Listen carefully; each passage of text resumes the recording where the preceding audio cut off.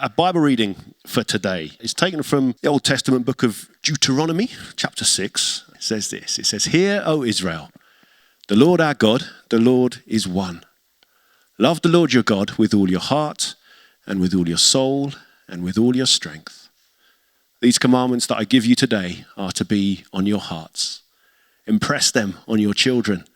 Talk about them when you sit at home and when you walk along the road, when you lie down and when you get up. Tie them as symbols on your hands and bind them on your foreheads. Write them on the door frames of your houses and on your gates." Now, these are famous words, not least because Jesus quotes some of them in response to being asked what the most important commandment is, as well as saying, we've got to love our neighbour as ourselves. That's one from the book of Leviticus. Jesus first highlights some of these words from the book of Deuteronomy. In particular, love the Lord your God with all your heart and with all your soul and with all your strength. I guess it's a very complete kind of holistic way of understanding the way we're to express our love for God, loving God with our whole being, with all that we are. And this command, these verses from Deuteronomy, they form part of a bigger prayer that's known in the Jewish faith as the Shema. Now, Shema is a Hebrew word which means hear or listen. So the first word in this passage, as you can see, is hear. And that sums up this whole prayer called the Shema. Hear, O Israel, the Lord our God, the Lord is one. And it's foundational stuff, especially in the early days of people getting their heads around who God is and what God was all about. So there's not, in this understanding here, the Lord is one. It's saying there aren't lots of mini little gods, as people might have thought back in the day, sort of competing against each other, trying to maybe able to fight up in the heavens about who's the boss and that kind of thing. No, there is one God, one Lord, and we're called to love God with all of our heart, soul, and strength. Now, that's fine words. I guess, how are we meant to do that? How are we meant to love God with all we are? Well, as this passage goes on, it gives us some clues. And these ideas, these commandments that it talks about here about loving God, well, it seems they're to be talked about and worked out together. You know, whether with children, when we're sitting at home, when we're out and about with our friends. It says as we fall asleep, we're to think about what loving God might look like. Then when we wake up too, you know, again, highlighting this whole life, every day, all-round idea of our whole lives being shaped by what it means to be people of love. But then the passage towards the bottom adds a couple of practical bits of advice as well. It says, tie these commandments as symbols on your hand and bind them on your foreheads or your forehead. Write them on the door frames of your houses and on your gates. And we can talk another time about how they might have tied these commandments to their hands and their foreheads and stuff. But today I just want to focus on the encouragement at the end there to write them, these commandments, on the door frames of your houses and on your gates. Because back in the day, it seems that was a commandment that was taken pretty literally, as from early times, it's reckoned the people of God used to write or etch this Shema prayer onto the door frames of their homes.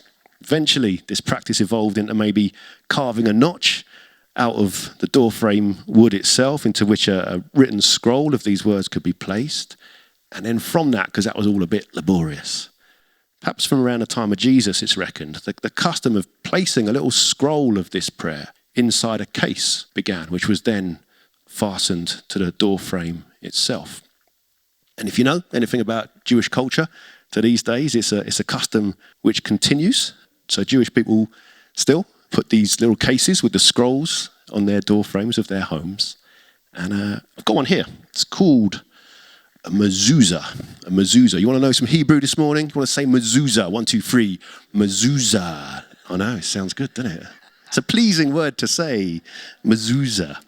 And it's literally a Hebrew word which means doorpost, but it's come to mean this kind of case, which is then fastened to a door frame. And inside this case, I want to take off the backing of this, as with every mezuzah, there's a little scroll, and this one's got, in Hebrew, the words of Deuteronomy chapter 6 on it, which is then rolled up, placed inside the case, and then that is fastened to the door frame of people's homes. Indeed, if you go to a hotel in Israel, a Jewish hotel, every single hotel room within a hotel has one of these mezuzah on the door. It's big business, I suppose, if you're a mezuzah maker. There's a lot of demand for them. Now, what might this idea of a mezuzah have to teach us, perhaps? Well, I don't know if anyone's got a mezuzah in their house or in their home. I don't suppose many of us have, but it is a good idea, I think. It's a nice idea that's in the Bible for us to maybe follow. See, I think the point of these mezuzah, indeed the point of this prayer of loving the one God with all our heart, soul and strength, is to make it an everyday coming and going, every moment desire, to think and meditate on and pray through what it means to love God with all that we are. So a mezuzah on the door frame in particular, I guess that points to the idea of God being Lord of our homes. In that even behind closed doors, even when we're on our own, we want our lives to be shaped by God and God's love. As I said, many Jewish folks have a mezuzah not just on their front door, though. They put them on the door frames of each individual room in their house. Every other room that's lived in a home, there'd be a mezuzah on the door frame there. And I guess it could be a way of asking not just for God's blessing and provision, but for God's equipping, so that every thought, every word, every deed that happens in the lounge or the kitchen or the bedroom and so on honours God. As you walk through a door, it's a reminder to say, I'm going to love God with all I am in this room, in this place, at this time. And what's more, it's not just about us, it seems, but it's also a way perhaps of intentionally seeking God's help so that every visitor who comes to our home might experience something of God's love, God's peace, God's joy through the hospitality and the friendship that we can offer them. Now, we don't need a mezuzah. We don't need to put something practical on our door frames to have that kind of prayer going on in our heads. We can dedicate ourselves and our homes to God in all sorts of ways. But it seems to me, if thousands of years ago God had this idea to have a sort of visual aid, a practical aid to help us to pray in that way, I wonder for us, wonder for you, what would be a helpful thing perhaps to consider in your home? What kind of reminders, what kind of prompts, what symbols do you have or might you have in your home to prompt you to think about God and pray through with God these things? Could be a fridge magnet. It's a much easier thing than a mezuzah to attach, maybe. Could be post-it notes pasted up in different places, pictures, ornaments, postcards.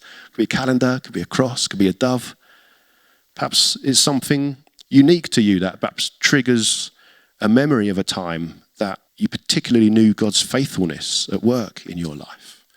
Perhaps it could be something not just in your home, could be a piece of jewelry, could be a tattoo or something you've got, because you want to make sure that you've got a symbol of God with you at all times.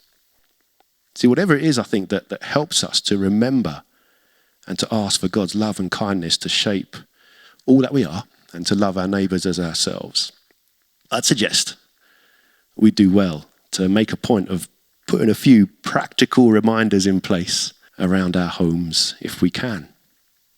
Indeed, in doing so, the prayer could be that our coming and our going and everything in between, in every room, in every aspect of our lives, might be inspired and guided by the Lord our God, the Lord who is one, so that we may love God with all of our heart and our soul and our strength.